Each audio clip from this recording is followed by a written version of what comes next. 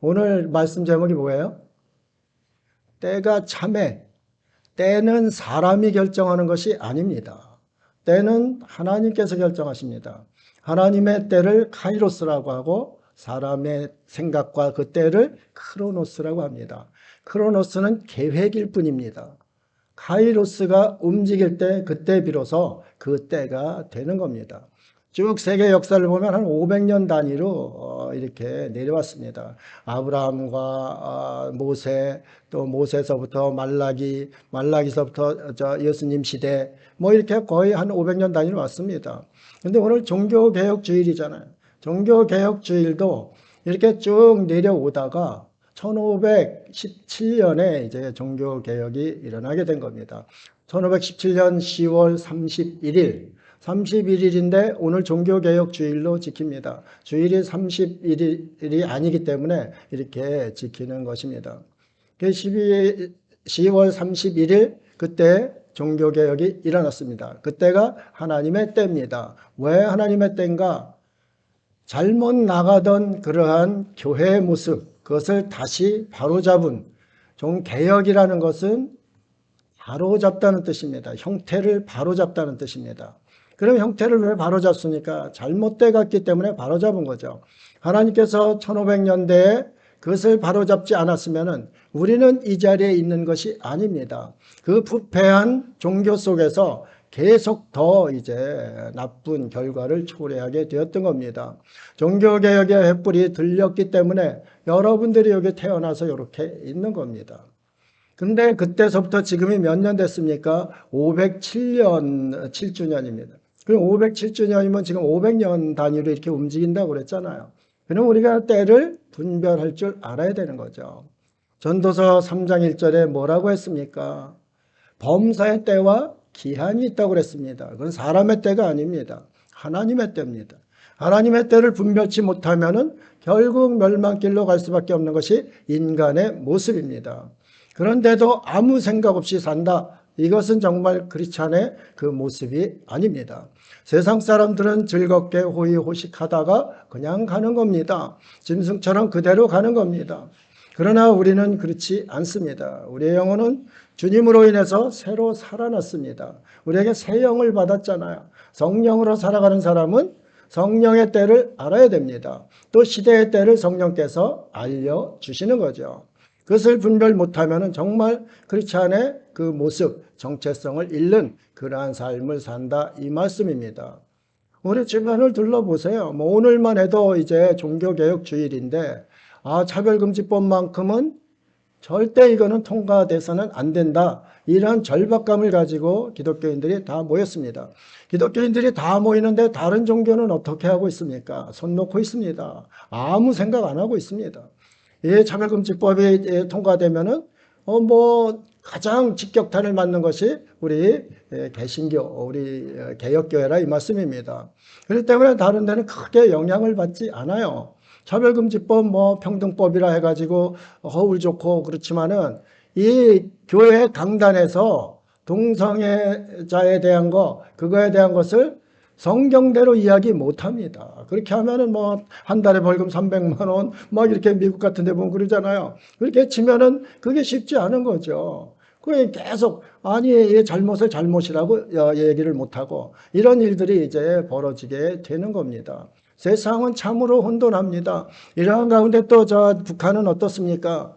병사들을 지금 우크라이나 전쟁에 동원을 시켰습니다. 지금 이 악의 축이라고 하는 우리 자유진영에서 생각하는 그러한 것이 북한, 이란, 러시아 이것을 이제 악의 축으로 봅니다. 거기에 중국도 이제 한 몫을 하고 있는 거죠. 그런데 이러한 그 세력들이 지금 뭉치기 시작을 했습니다. 이거는 우리에게 주는 사인이 분명한 사인입니다. 이제는 정말 무슨 때가 된 겁니다. 무슨 때입니까? 하나님의 시간입니다. 하나님께서 이 땅을 이제 어떻게 하실 건가 정리하실 시간이 됐다 이 말씀입니다. 이것은 우리가 괜히 불안해하고 그럴 것도 없습니다. 크리스찬들은 불안한 것이 아닙니다. 그때가 기쁨의 날이요 영광의 날이 되기 때문에 그렇습니다. 세상 사람들은 크고 두려운 날이 가까워오는 데에도 그것을 깨닫지 못하고 있는 겁니다. 그것이 얼마나 안타깝고 답답한지 모릅니다. 정말 우리 크리스찬들은 때를 분별하고 시대를 분별할 수 있는 그러한 능력을 가져야 됩니다. 그 능력을 누가 주는가? 성령께서 주시는 거예요. 하나님께 붙어있는 자만이 그것을 알 수가 있는 것입니다. 또 성경에 미리 약속해 주시고 그것을 하나하나 약속을 실행해 가시는 그 성경의 내용을 보면은 우리가 또 그것을 분별할 수가 있는 겁니다. 그런데도 성경도 모르고 하나님 앞에 영적으로도 교감이 없고 이러면은 캄캄한 가운데 이 때를 우리가 맞게 되는 겁니다. 뭐 알고 대비하고 이런 사람들은 정말 그 등불을 준비한 기름을 준비한 그 다섯 처녀 같은 모습으로 이 땅을 살겠지만은 캄캄한 가운데 사는 사람들은 캐세라세란 겁니다. 뭐 세상 전쟁 남의 나라에서 일어나는 거 또 우리가 뭐 차별금지법 통과되면 뭐 무슨 우리에게 저게 있어? 교회 강단이 어렵고 그런 거지. 우리한테 무슨 저게 있어? 뭐 이런 생각을 하는 사람들도 있을 겁니다. 세계 조류가 물결은 지금 뭐 차별금지법 다 유럽은 뭐 통과됐다고 봐도 과언이 아닙니다. 그런데 지금 통과 안 되는 나라가 어느 나라인가? 아주 미약한 나라들입니다. 우간다 이런 그 신생 기독교국입니다. 그런 데는 원조를 끊는다 해도 이거 통과를 안 시킵니다. 그러니 거기에 또 앞장서서 나온 그 나라가 우리나라입니다. 우리나라까지 무너지면은 이것은 뭐 걷잡을 수 없는 그러한 상황에 처해지게 됩니다. 말세에 믿는 자를 보겠느냐 그랬지 않습니까? 하나하나 무너져서 이제 내려가다 보면 못 보는 거죠. 우리 자녀들, 우리 후손들이 아니 내가 남자인지 여자인지도 구별을 못하는 거예요. 왜 구별을 못하는가? 부모가 그걸 가르쳐주면 법에 걸려요. 차별금지법에 너 여자야, 너 남자야 이러면 걸리는 거예요. 그게 그 차별한다는 거죠. 그냥 사람이에요. 맨이에요. 맨 사람이에요. 에? 그렇게 하는 세대가 오는 거죠. 그러면 목욕탕도 같이 쓰고 막 별일들이 다 일어나는 거죠. 그래도 그것을 지적을 못하는 그러한 시대가 옵니다. 지금 여러분들 웃으실 수도 있어요. 그런데 그것이 물밀듯이 들어오고 있는 것이 유럽의 형편을 보면은 알 수가 있는 겁니다. 그러니까 작은 것 하나에서 무너지면은 정말 모든 것이 무너지는 그러한 일이 벌어집니다. 중세 시대에 이 로마 학정에서 박해 속에서 기독교인들이 숨도 못 쉬고 300년을 살았습니다. 300년을 살다 보니까 굴 속에서 지하에서 이렇게 신앙생활 각자가 한 겁니다. 일사불란하게 신앙생활을 한 것이 아니에요. 그러다 보니까 신앙이 제각각인 거예요.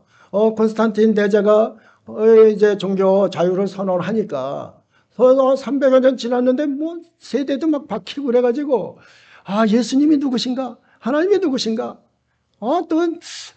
예수님은 하나님이신가? 뭐 별의별 이제 의문을 다 갖게 된 거죠. 그러다 보니까 초대 교부들이나 이런 분들이 너무 고생을 많이 했어요. 그래서 잘 정리가 이제 되어 오는데 그것을 권력으로 기득권으로 이용한 것이 이제 가톨릭 교회가 되는 겁니다. 그래가지고 1000년 동안의 영화를 누리게 되죠. 1000년 동안의 영화를 누리다 보니까 어때요? 사람이 영화 누리고 왕들도 막 교황이 임명을 하고 그랬습니다. 그럴 정도의 추상 같은 정말 나는 새도 떨어뜨리는 그런 권력을 갖다 보니까 사람 속에 그러한 권력이 있으면 교만이 싹을 트게 됩니다. 그 교만은 무엇으로 이끌어지는가? 교만은 부패로 이끌어집니다. 타락으로 이끌어집니다. 그래서 1000년 동안의 기득권과 그 영화가 타락으로 이제 직결되는 그러한 모습을 보게 됩니다. 이 민중들은 성경도 알 수가 없었습니다. 성경을 보면 사형을 집행을 했거든요. 그러니까 성경도 못 봅니다. 그러니까 성경이 무슨 말씀인지도 몰라요. 진리가 무슨 말씀인지도 모르는 거죠. 그런 상태로 신앙생활을 합니다. 교황청에서 내려주는 교서에 따라서 신앙생활을 하는 겁니다. 캄캄한 속에서 진리를 모르는 속에서 진리를 아는 교황청 그 해석대로 성경을 해석해서 이제 나간 겁니다. 그러면 사람의 해석이 어떻습니까? 잘못될 수도 있고 잘 될 수도 있습니다. 그런데 잘못된 길로 자꾸 해석을 하게 됩니다. 11세기에 이제 연옥설이 등장을 하게 됩니다. 연옥설이 11세기에 면제부 이제 가톨릭에서 면죄부라는 그러한 발명품을 발명하게 됩니다.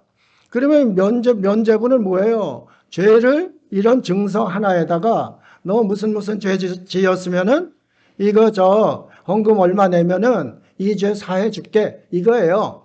그런데 가톨릭 교회가 점점 더 거대해지니까 돈이 필요한 거예요. 필요하도 성베드로 성당 저는 안 가봤지만 정말 그거 구경하려면 뭐 하루도 모자란답니다. 어마어마하답니다.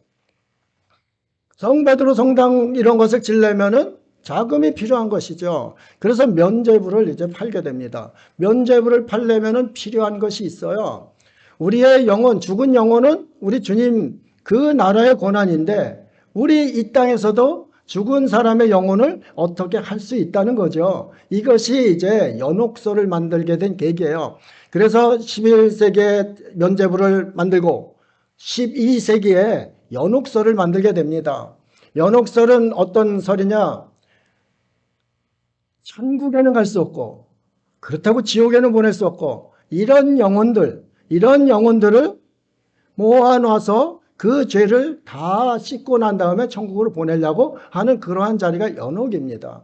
그러면은 어때요? 우리 부모님이나 내 사랑하는 형제들이나 연옥에 가 있단 말입니다. 연옥에 가 있으면 여기서 기도해야 하잖아요. 기도하고 그걸로 어떻게 빼내야 하잖아요. 그렇잖아요? 그 빼내고 그러는 것이 필요한 거예요. 그렇게 필요하게 회중들에게 만든 거예요. 필요하게 만들다 보니까 그것을 이제 집행을 하게 되는데 그것이 바로 면죄부라는 것으로 그 연옥에 있는 영혼들이 여러분들이 면죄부 증서 하나 받으면은 천국으로 튀어오른다.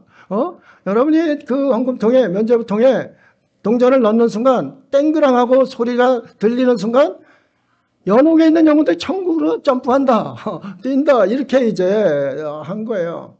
여러분이 지금 웃을지 모르지만 그때는 그거 다 믿었어요. 그렇잖아요? 안 믿겠어요? 성경을 모르는데 그렇다고 하는 거죠. 그래서 그 일이 이제 계속 면죄부 사건이 퍼지기 시작합니다. 종교개혁은 루터가 1517년에 이렇게 깃발을 든 것, 그때 도화선이 된 것이지 그 전에 이러한 데 대한 불만, 이러한 것이 잘못됐다는 것을 가지고 있던 아주 지혜로운 사람들이 많이 있었던 겁니다. 그 속에서 부글부글하는 사람들이 많이 있었던 거죠. 100년 전에 야누스라는 사람이 있었습니다.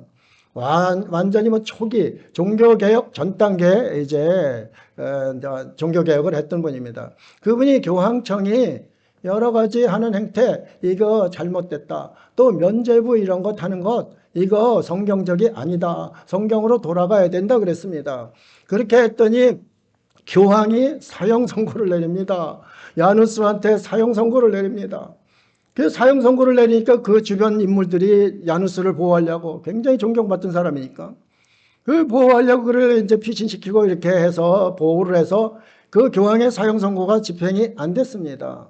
그런데 조금 지나서 콘스탄틴 공회라는 것을 소집을 했습니다. 그 종교회의를 가톨릭 종교회의를 소집을 했는데 가톨릭 종교회의에서 결국 야누스를 화형에 이제 처하게 됩니다. 화형 선고를 거기서 내린 거예요. 그때부터 뭐 종교 재판이라는 것이 하여튼 수천만 명을 죽였습니다. 그 종교 개혁에 일어섰던 개혁교인들이 그렇게 이제 수많은 사람들이 희생을 당하게 된 겁니다. 야누스가 주장한 것은 뭐 몇 가지 되지도 않습니다. 이 십자군 전쟁을 일으켰던 거, 십자군 전쟁 이런 거 교황청에서 잘못한 거다. 이거 얘기한 거예요. 전쟁, 근데 그 잘못한 건데 교황청에서는 뭐라고 그랬냐? 전쟁을 정당화시킨 겁니다. 8번인가 10번의 그 전쟁을, 십자군 전쟁을 일으켰는데 그것을 이제 정당화시키는 겁니다. 그러니까 야누스는 그것이 잘못됐다. 그리고 또 무슨 헌금을 한다고 저 면죄부를 팔고 있냐? 이것에 대해서 또 이야기를 했던 겁니다. 그러니까 그를 죽여야만 됐던 겁니다. 왜 죽여야만 되는가? 그 기득권을 유지하고 자신들이 주장해 왔던 것이 야누스 주장대로 하면은 잘못되는 거기 때문에 그렇습니다. 그래서 그것을 이제 화형, 그때 제도, 사형제도 화형이었지 않습니까? 불에 장작불을 위해서 이제 태워 죽이는 거 아닙니까? 근데 야누스는 그 현장에 사형 선고 받고 바로 이제 사형장으로 들어갑니다. 들어가가지고 거기서 주님 앞에 무릎 꿇고서, 주님, 저를 도와주십시오. 이런 이제 기도를 하게 됩니다. 그리고 당당히 거기에 화영장 이슬로 이제 사라지게 되었던 겁니다. 이렇게 수많은 사람들이 그때서부터 계속 이제 개혁적인 주장을 하다가 종교재판이라는 미명하에 엄청난 이제 그 희생을 당하게 됩니다. 이렇게 되다 보니까 그 전 유럽의 신앙인들이 정말 성경대로 살려고 하는 그 신앙인들이 이제 이래서는 더 이상 안 되겠다, 이런 것이 백만에 있었습니다. 이 백만한 그 마음 가지고 있을 때에 루터가 이제 그 횃불을 들게 된 겁니다. 루터가 들자마자 온 유럽이 일어난 거 그것이 아니에요. 이게 잠재적으로 개혁은 이렇게 차츰차츰 개혁의 이 때를 무르익어 가게끔 만들어 주는 겁니다. 그래서 결국 하나님의 때가 참에 루터가 이제 일어서게 됩니다. 루터는 한스 루터라는 아버지하고 마가레트라는 그 어머니 사이에, 한스 루터는 농사 짓는 농군의 이제 사람입니다. 그 농군의 아들로 루터가 태어납니다. 구남매 중에 이제 자신도 태어났는데, 그렇게 태어나서 아버지는 법학을 공부하라고 했습니다. 그렇죠. 우리도 지금 너 판사되라, 검사되라, 사법고시 봐라 그러잖아요. 그때 당시에도 법관들이 이제 상당한 위치에 있으니까 그것을 하라고 이렇게 했던 겁니다. 교육열이 농사를 지으면서도 강했던 분이 한스 루터예요. 근데 마가레타라는 이분은 정말 신앙적인 사람이에요. 온전히 신실한 하나님을 믿는 그러한 분입니다. 그 밑에서 아주 엄한 아버지 또 신실한 어머니 밑에서 루터가 자라게 됩니다. 그래서 법대를 들어가게 됩니다. 법대를 들어가서 법학을 공부하다가 다시 이제 그 방학을 맞아서 고향 만스필드로 돌아옵니다. 만스필드로 돌아오니까 만스필드에서 돌아오는 길에 천둥번개가, 정말 자신이 경험해 보지 못한 천둥번개가 루터 앞을 가로막고 있었던 겁니다. 거기서 툭 주저앉아서 성안나요, 저를 살려주십시오, 제가 수도사가 되겠습니다. 거기서 서원을 해서 법학을 공부하던 사람이 수도사로 됩니다. 죽음에 대한 두려움이 굉장히 루터를 이제 강하게 압박을 했고, 그 당시에 온 유럽을 휩쓸던 전염병, 또 거기에 사람 죽어 넘어가는 것들 수없이 봤는데 천둥번개까지 이렇게 오니까 거기서 견딜 수 없어서 하나님 앞에 주저앉게 된 겁니다. 그래서 수도사가 되겠다고 서원을 했습니다. 그러면 아버지 입장에서는 이 아들 이거 기껏 법대 보냈더니 서울대 법대 보냈더니 이거 총신대로 간다, 장신대로 간다, 이렇게 한 거예요. 그러니까 이게 뭐 아주 갈등이 굉장히 심했던 거죠. 그런데 이때의 서원은 쉽지가 않은 거예요. 성한나가 누구냐 하면은 아버지의 수호천사예요. 그때는 가톨릭은 지금도 뭐 많이 가지고 있지만 수호천사들이 있어요. 각 사람에게 수호천사들이 있어요. 성인들이 또 쭉 있고 그렇습니다. 그러면 그 수호천사, 그것이 성한나 앞에서 루터가 뭐를 했어요? 서원을 한 거죠. 그때 서원했으면 병계를 못합니다. 더군다나 아버지 수호천사 앞에 이름으로 서원을 한 거죠. 그래가지고 이건 뭐 이제 수도원으로 들어가는 게 기정사실화된 겁니다. 수도원으로 들어갔습니다. 수도원에 들어가가지고 아주 부단히 노력하고 공부, 라틴어, 헬라어, 성경 원어를 달달달달 외울 정도로 이제 공부를 하게 됩니다. 뭐 수도사들은 성경을 가지고 자유롭게 공부를 할 수 있었으니까요. 그들은 사제가 다 될 사람들이기 때문에 그렇습니다. 그래서 열심히 공부를 하는데에도 자신 속에 구원의 확신이 없는 겁니다. 여러분은 지금 구원의 확신이 있잖아요. 그런데 이 많은 공부를 하고 이런 똑똑한 분이 아무리 공부를 해도 구원의 확신이 없는 거예요. 점점 자신 속에 들어오는 죄성 때문에 견딜 수가 없는 거예요. 그 죄성을 이기려고 그래서 1511년, 12년 로마를 이제 방문하게 됩니다. 로마에 가면은 그 베드로 성당 그 계단이 있는데 28개로 된 계단이 있습니다. 그 계단이 스칼라 상타라는 계단이에요. 스칼라 상타는 맨 무릎으로 옷 입고 하니까 옷 입은 사람은 그거 걷고 올라가는 겁니다. 맨 무릎으로 올라가면 피가 철철철철 무릎에서 솟아나는 겁니다. 그러한 고행을 통해서 구원의 확신을 갖겠다. 수많은 사람들이 지금도 그렇게 올라가는 사람이 있다는데 그때 당시엔 뭐 어떻겠어요? 수많은 사람들이 그 밑에 깔았던 그것을 지금 뭐 몇 번을 바꿨다고 합니다. 그 가죽모로 뭐 하고 뭐 했다고 그러는데, 그래서 여러 번 바꿨다고 그래요. 그 거기를 무릎으로 이제 올라가서 피가 철철 나는데, 아니 피는 철철 나는데 구원의 확신은 도대체 없는 거죠. 내 속에 있는 이 죄성을 이게 견딜 수가 없는 거예요. 사도 바울도 자신 속에 오호라 나는 공고한 자라, 내 속에 밀려오는 그 죄성을 견딜 수가 없었던 거죠. 뭐 루터도 마찬가지 아니에요. 루터도 아무리 말씀을 보고 아무리 별 뭐 노력을 다해도, 고행도 해봤고 참회도 해봤고 별의별 거를 다 했는데도 안 되는 거죠. 아, 구원이 여기 있는 것이 아니구나. 아, 구원이 어디 있는 건가? 그러면 내 속에 하나님의 의는 어디서 찾을 것인가? 하나님 나라에 가려면 하나님의 의가 있어야 되는데 하나님의 의는 어디서 찾을 것인가? 아주 통곡을 하면서 기도하면서 발버둥 치다가 하루 저녁 성경을 펼칩니다. 그 성경을 펼친 것이 로마서 1장 17절입니다. 여러분 너무 잘 아시잖아요. 로마서 1장 17절 뭐예요? 예? 복음에는 하나님의 의가 나타나서 믿음으로 믿음에 이르게 하나니 기록된 바 오직 의인은 믿음으로 말미암아 살리라 그랬습니다. 의인은 뭐로 산다고요? 믿음으로 말미암아. 믿음은 뭐예요? 하나님의 의라는 거죠. 그렇구나. 그리고 이제 무릎을 치게 됩니다. 그리고 갈라디아서를 빠지게 됩니다. 갈라디아서가 이신득이 아니에요. 이 믿음으로서 의를 득한다, 얻는다. 그것이 갈라디아서의 내용입니다. 그래서 루터가 종교개혁에 가장 강력한 무기로 사용한 것이 로마서하고 갈라디아서입니다. 너무나 감사하게도 우리 교회가 지금 갈라디아서를 마무리하고 있습니다. 때가 참에 오늘 말씀을 이제 제목을 정했지 않습니까? 때가 차서 갈라디아서 그 이신득이의 구원의 하나님의 의를 깨닫고 종교개혁이 이제 일어나게 되었던 겁니다. 놀랍지 않습니까? 여러분에게 하나님의 의가 믿음으로 주어진 데는 그 믿음을 갖게 하신 하나님을 찬양해야 되는 거예요. 그렇잖아요? 스고사는 무릎으로, 여러분 무릎으로 스칼라 상태 한번 올라가 보세요. 맨 무릎으로. 예? 전 그거 못하겠더라고요. 그거. 예? 어떻게 맨 무릎으로 그거 올라갑니까? 그 대리석 계단을. 그렇잖아요? 예? 그런데 믿음으로, 오직 의인은 믿음으로 말미암아 살리라.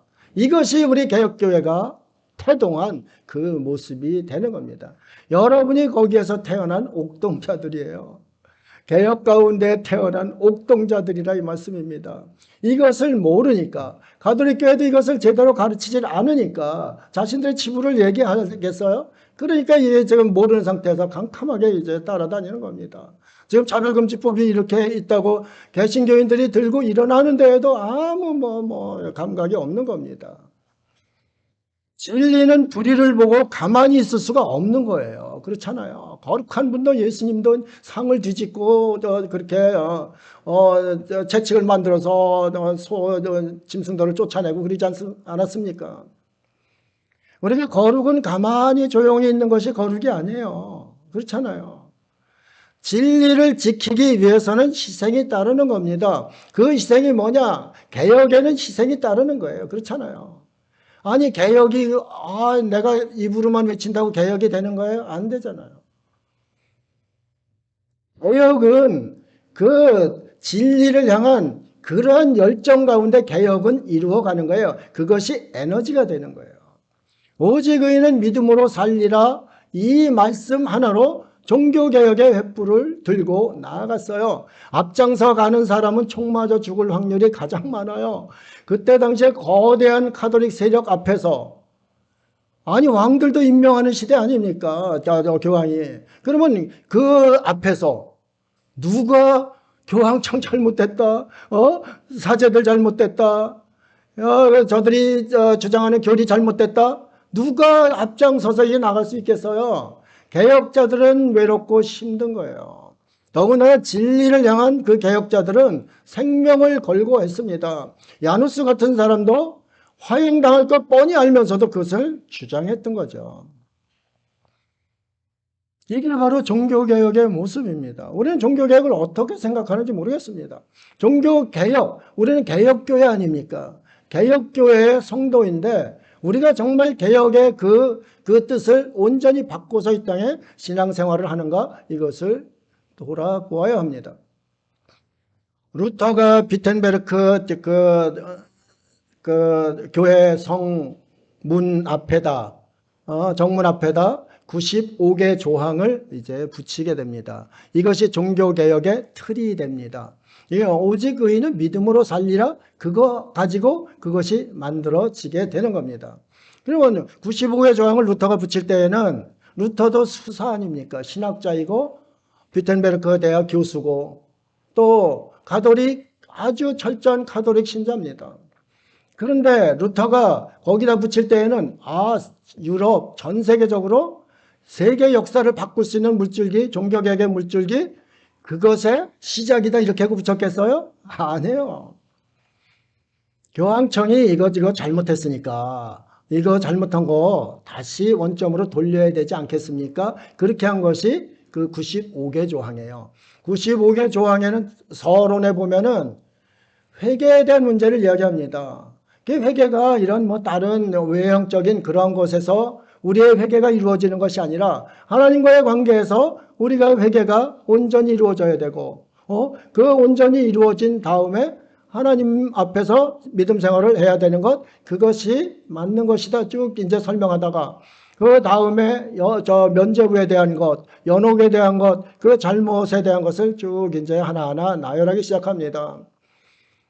어떻게 가장 부자인 교황이 가난한 사람들 면죄부 팔아서 성베드로 성당을 짓겠다고 하는가? 그때 당시 교황이 레오 10세입니다. 레오 10세가 성베드로 성당은 있었는데 그 성베드로 성당을 크게 개축하려고 합니다.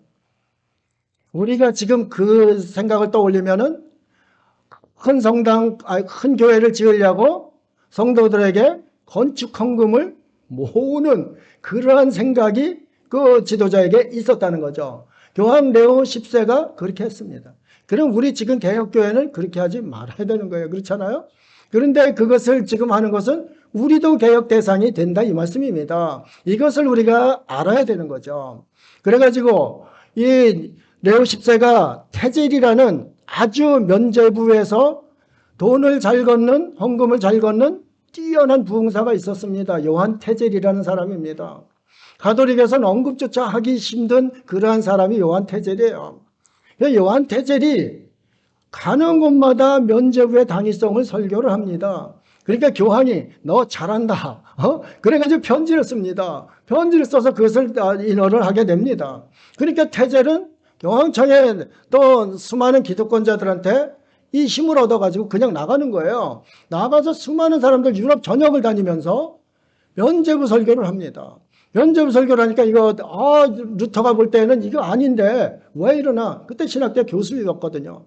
이거 아니구나 하다가 결국은 그걸 써서 이제 그러면 교황 당신하고 교황청 그 기득권자하고 한번 토론을 해보자.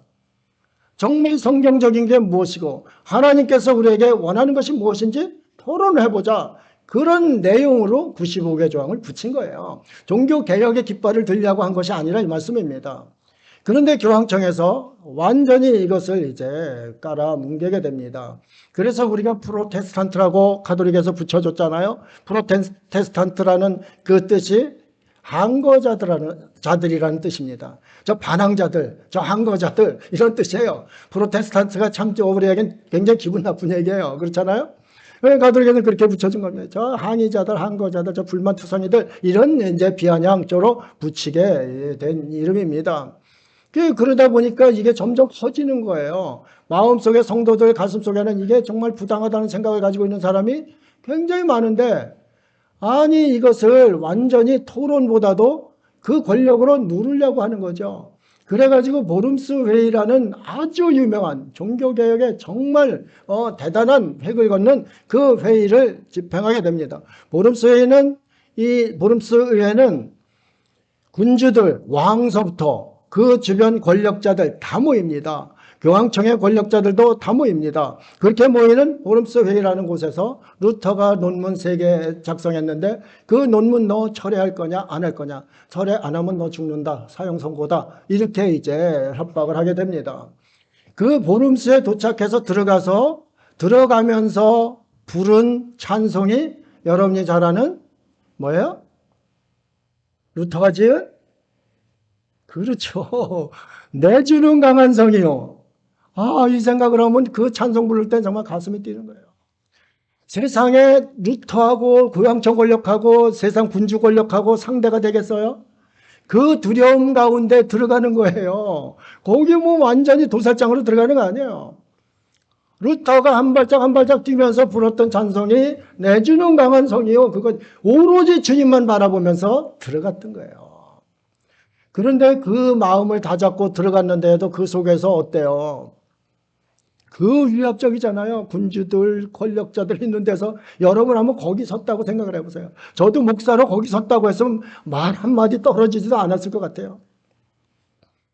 지금 대통령 앞에만 가도 경호원들 쫙 둘려 있으면 거기서 말 잘 하겠어요? 그런데 그때는 지금 대통령실하고는, 민주주의 대통령실하고는 말도 안 해요. 상대도 안 되는 거죠. 그런 상황으로 이제 거기에 있는데, 루터도 그때는 참 쫄은 거죠. 세상 말로 쫄은 거죠. 너무 두려운 나머지, 그러면 나에게 3일만 시간을 주십시오. 얼마나 두려운지 3일만 시간을 주십시오. 그리고 와서 끊임없이 기도해요. 루터는 하루에 3시간 이상씩을 기도했던 사람입니다. 그렇기 때문에 와서 진짜 3일 동안 밤낮을 가리지 않고 이제 기도를 합니다. 기도를 하고 이제 보름새로 다시 들어가려고 하는데 그 주변 친구들이 다 말렸던 겁니다. 넌 지금 들어가는 순간 죽어서 나온다. 넌 들어가면은 안 된다. 지금 피신해야 된다. 이렇게 이제 이야기를 합니다. 그런데 루터는 기도의 사람이고 하나님 앞에 진리에 대한 확신을 가지고 있었습니다. 이것이 우리가 배워야 될 그러한 내용입니다. 그래서 보름소회에 참석을 해서 아주 우리가 너무 가슴을 뛰게 하는 그러한 선언을 하게 됩니다. 이것은 나는 지금 죽겠습니다. 죽어도 이것은 번복할 수 없고 철회할 수 없습니다. 그렇게 이제 이야기를 하게 됩니다. 그 내용 잠깐 발췌한 걸 보면, 저의 양심이 하나님의 말씀에 매여 있기 때문에 저는 어떤 것이라도 처리할 수 없으며 그 이유는 제 양심을 거슬러 행하는 것이 결코 안전하지도 않을 것이고 올바르지도 않을 것이기 때문입니다. 주님, 제가 여기 있습니다. 하나님이여 저를 도우소서. 당신의 어떤 분도 저에게 필요하지 않습니다. 아멘. 이렇게 이야기를 했던 겁니다. 모든 거기에 있던 사람들이 입을 딱 다문 거죠. 선고 내릴 상황도 되지를 않았던 거예요. 너무 혼란하고 놀라운 거 아니에요. 저놈이 죽으려고 뭐를 했나? 죽으려고 저게 힘쓰고 있구나. 아주 멘붕 상태에 온 거죠. 거기에 참석했던 모든 사람들이 이제 다 머뭇머뭇 선고도 못하고 있을 때 루터가 한 발짝 한 발짝 보름스 회의장을 떠나게 됩니다. 기독교인들이 이 보름스를 기억을 해야 합니다. 이때 루터가 진리를 향한 그 개혁을 생명 걸고 했다는 것을 증명하는 곳이 보름스 의회이기 때문에 그렇습니다. 그래서 카를 오세는 독일 군주 카를 오세는 그때 보름스 칙령을 발표합니다. 그때부터 무시무시한 이제 개혁교회를 향한 박해가 일어나게 되는 겁니다. 루터가 거기서 나올 때에 조금만 더 걸어갔어도 잡혀서 죽었을 겁니다. 그런데 하나님께서는 루터를 보호하십니다. 루터를 보호하시는데 그 지역에, 작센 지역에 프리드리히라는 그 현공이 있었습니다. 그 성주죠, 성주. 그 성주가 이 루터를 그 보름스 의회에서 나오는 순간 마차로 해가지고 태워서 피신을 시킵니다. 그 피신을 시켰던 곳이 바로 발트부르크 성입니다. 그 성 안에 농부로 위장을 시켜서 10개월 동안을 이제 거기서 지내게 됩니다. 그래서 10개월 동안 지내는데 10개월 동안 무엇을 하겠어요? 피신해서 농부를 피신해서 했는데 무엇을 하겠어요? 루터의 가장 큰 업적이라는 것이 그때 당시에는 성경이 다 라틴어로 되어 있습니다. 로마 글자로 되어 있던 거죠. 라틴어로 되어 있던 것을 독일어로 번역을 하게 됩니다. 신약 성경을 10개월 동안 독일어로 번역해요. 대단히 뛰어난 사람 아닙니까? 독일어를 번역되니까 독일 사람들이 성경이 이렇구나 그때 깨닫기 시작하고 스위스 뭐 그 주변 유럽으로 막 퍼지는 거예요. 네덜란드 막 퍼지는 거예요. 그때 당시에 또 인쇄술이 또 막 인쇄기가 발달해 가지고 그냥 막 인쇄를 하게 됩니다. 그래 가지고 종교개혁이 짧은 시간 내에 100년 안에 온 유럽을 이제 휩쓸었던 그러한 모습이 되는 겁니다. 루터가 거기 피신해서 그런 일을 하고 나와서 또 뭐 이제 여러분들 잘 아시는 폼보라라는 아주 지혜로운 여인도 만나서 결혼도 하고 수녀 아닙니까? 그 수녀원에서 탈출시켜서 생명 걸고 해가지고 그래서 최초의 이제 목사가 된 사람이 바로 루터입니다. 루터 부인은 사모님이죠. 폼보라는 최초 개신교 사모님이 이제 되는 겁니다. 이런 일로 종교개혁이 이렇게 이루어지게 된 겁니다. 이럴 때에 하나님의 때가 참에 오늘 본문에 그 생각을 돌려보아야 됩니다. 사도 바울 시대의 때가 참에는 무슨 때인가? 그때는 예수 그리스도가 율법의 마침이 되기 위해서 오셨을 때, 그때를 이야기합니다. 그러면 루터의 종교개혁의 때, 이때는 무슨 때인가?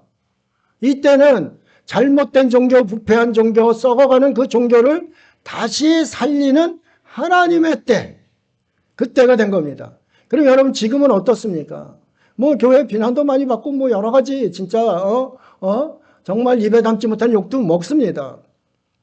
그러면 지금은 무슨 때예요?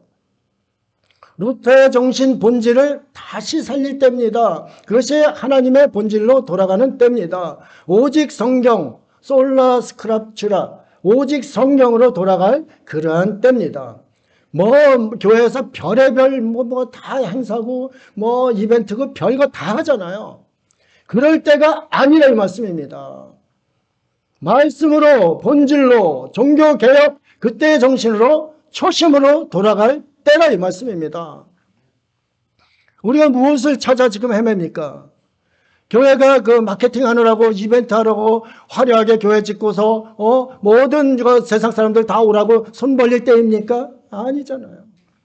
지금 한 사람이라도 말씀으로 돌아갈 때입니다. 믿는 자들을 볼 수 없는 때에 무슨 믿는 자들을 봅니까? 자신이 말씀 안에 사로잡혀서 하나님과 자신과의 교감할 때입니다. 이러한 때가 찼습니다. 오늘 말씀의 그 제목을 여러분 기억하셔야 됩니다. 지금이 무슨 때인지도 모르고 살면 안 됩니다. 말씀 보는, 성경 보는 사람들이 무슨 널브러져 있고 다른 생각이나 하고 아파트 투기나 하려고 그리고 별 생각 다 하지 않습니까? 그런 때가 아니라 이 말씀입니다. 하나님 말씀 밑에 겸손히 무릎 꿇고 나와야 될 그러한 때라 이 말씀입니다. 여러분이 걸을 때에도 주님께 주님이 뭐라고 그랬어요? 쉬지 말고 기도하라고 그랬지 않습니까? 여러분 쉬지 말고 기도합니까? 걷든지 먹든지 마시든지 무엇이라 기도가 이제 되는 겁니다. 그게 주님과 교감하는 거예요. 우리 크리스찬 속에 있는 성령님과 교감하면서 이게 역사가 이루어지는 거예요.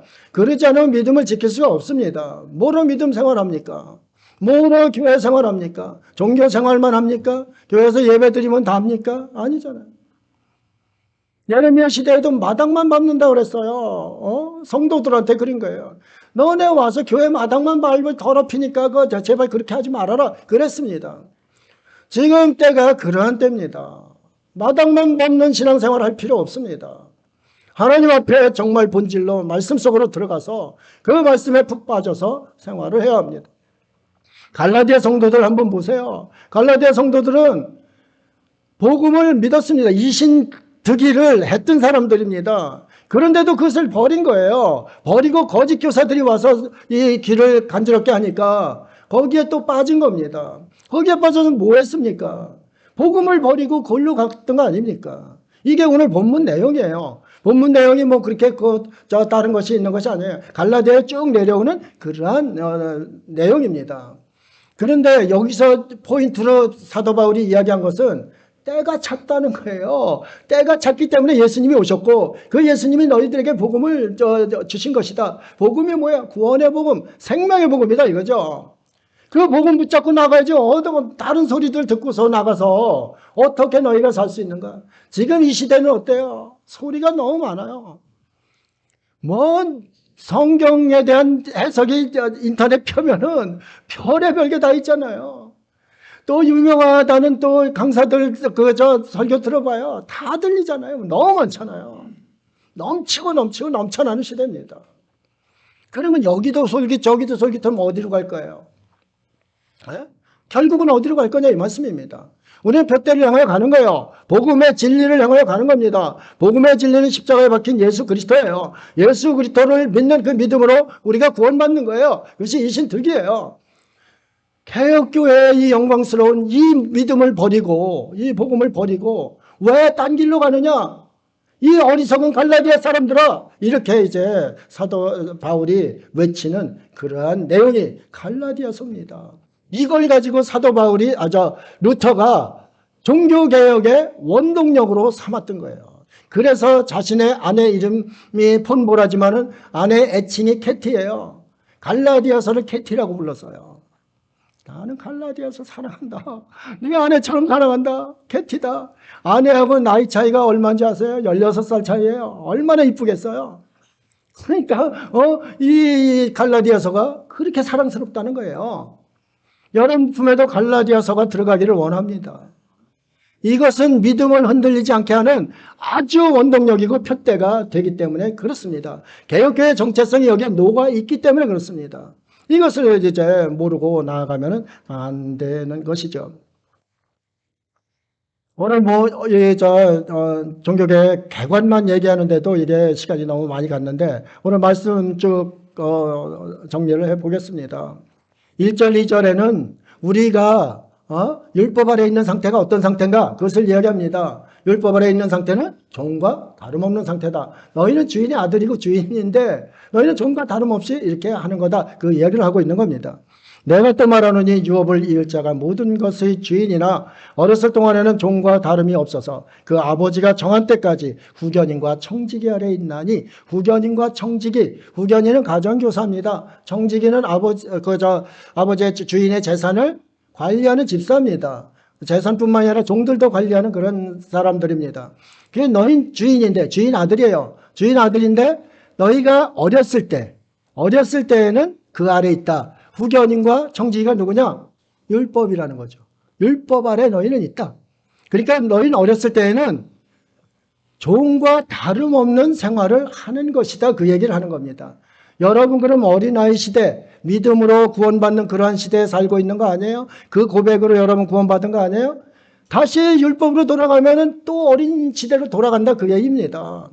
이게 참 우스운 얘기 아니에요. 그 이야기를 이제 하고 있는 겁니다. 또 여기 보면은 3절입니다. 이와 같이 우리도 어렸을 때 이 세상의 초등학문 아래에 있어서 종노릇하였더니 종과 다름없고 이제는 또 종노릇합니다. 초등학문이 무엇인가?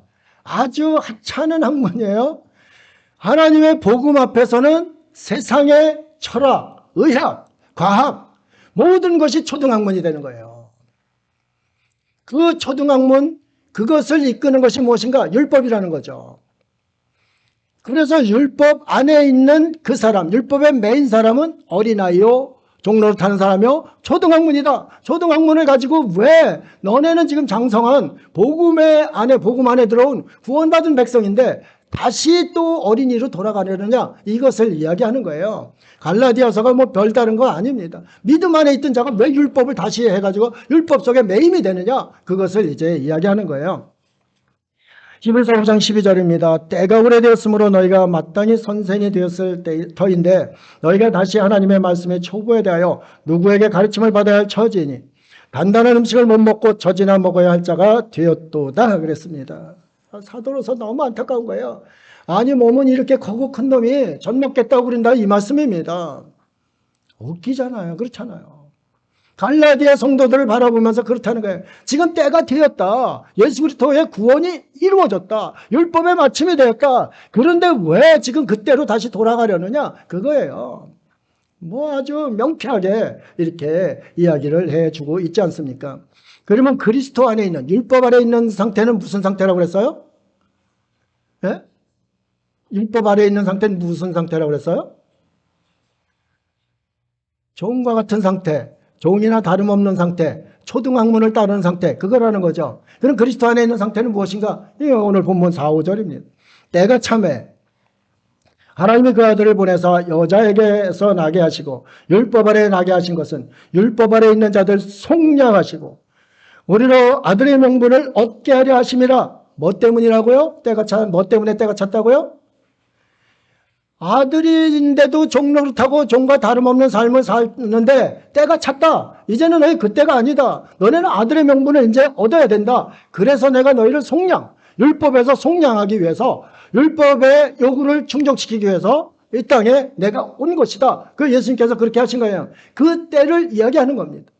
사도 바울은 때가 찼으니까 이제는 너희는 율법의 마침이 된 예수 그리스도 그분을 믿는 복음 안에서 장성한 믿음을 가지고 나아가는 자다. 이렇게 이야기를 하는 거예요.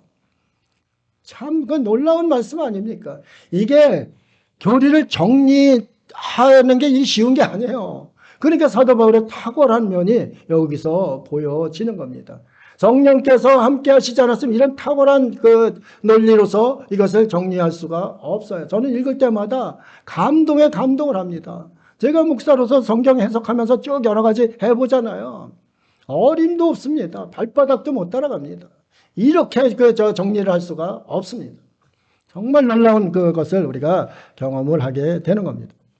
로마서 8장 3절 4절 율법이 육신으로 말미암아 할 수 없는 그것을 하나님은 하시나니 곧 죄로 말미암아 자기 아들을 죄 있는 육신의 모양으로 보내어 육신의 죄를 정하사 육신을 따르지 않고 그 영을 따라 행하는 우리에게 율법의 요구가 이루어지게 하려 하심이라.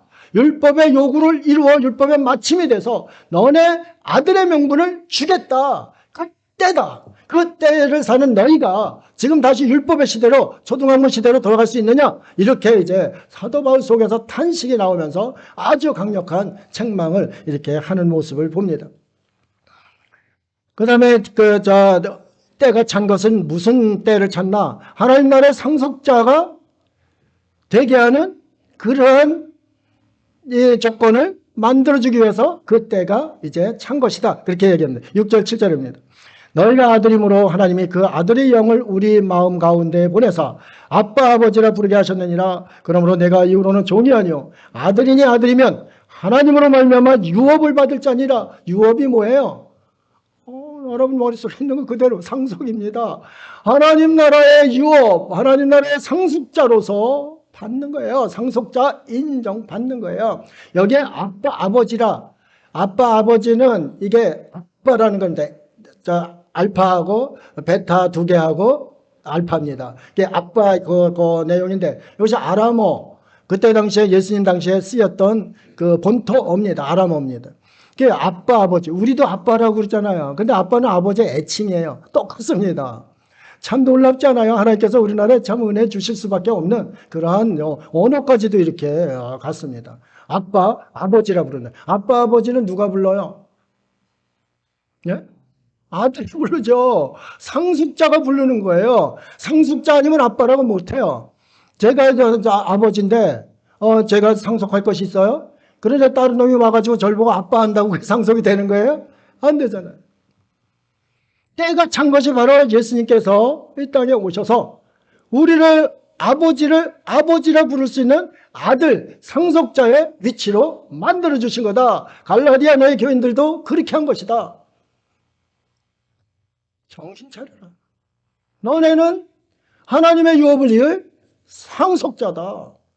상속자가 어찌 다시 종으로 돌아가려느냐? 이 이야기를 하는 거예요. 우리 그리스도인들의 아주 어깨를 높이 세우는 그러한 말씀이 아닐 수가 없어요. 우리 주님이 왜 참 좋은 주님입니까? 이래서 참 좋은 주님이에요. 상속자의 위치로 되돌려 주신 것, 그 때가 돼서 우리에게 그렇게 하신 것, 참 감사하고 감격할 일이 아닐 수 없습니다. 로마서 8장 15, 16절 너희는 다시 무서워하는 종의 영을 받지 아니하고 양자의 영을 받았으므로 우리가 아빠 아버지라 부르짖느니라. 성령이 친유의 영과 더불어 우리가 하나님의 자녀인 것을 증언하시나니 성령께서 여러분 속에 내주하시는 성령께서 하나님의 아버지인 것을 증언하시기 때문에 여러분이 하나님을 뭐라 그래요? 아빠 아버지라 부른다 이 말씀입니다. 그것을 누가 마귀가 우리 시켜서 아버지라고 부르게 하겠어요? 성령께서 우리에게 시켜서 내주하시는 성령, 주 예수 그리스도께서 승천하시면서 다시 보내주시겠다는 보혜사, 그 성령의 내주로 인해서 우리가 하나님 아버지, 하늘 아버지, 아빠 아버지 이렇게 부르게 됐다, 이것을 이야기하고 있는 겁니다. 오늘 본문 10절 12절 이제 마지막 절입니다. 너희가 날과 달과 절기와 해를 삼가 지키니, 이것은 형식적인 종교생활 이야기하는 겁니다. 형식적으로 종교생활하지 말라는 거예요. 종교인 되지 말라는 거예요. 진짜 하나님 나라의 자녀, 하나님 아들 상속자로서 삶을 살아내라는 거예요. 그 이야기를 하고 있는 겁니다. 내가 너희를 위하여 수고한 것이 헛될까 두려워하노라. 아이고 여태까지 헛되게 정말 생명 걸고 복음 전한 것, 이거 헛되면 어떡하나, 정말 나 탄식한다. 이것을 갈라디아 성도들에게 이야기하는 거예요. 우리가 말씀 마무리하겠습니다. 마가복음 1장 15절 함께 읽고 마치도록 하겠습니다. 마가복음 1장 15절 시작. 이르시되 때가 찼고 하나님의 나라가 가까이 왔으니 회개하고 복음을 믿으라. 아멘. 기도하겠습니다. 사랑의 하나님 아버지, 눈을 들어 하늘 보라. 어지러운 세상 속에 저희들이 살고 있습니다. 이 어지러운 세상이지만 진리는 하나임을 확신하고 있습니다. 그 진리가 무엇인가? 예수 그리스도십니다. 우리를 속량하시고 하나님 아들 자녀의 자격, 하나님 나라 상속자의 자격을 회복해 주신 그 주님, 그 주님을 믿고 따르는 저희들입니다.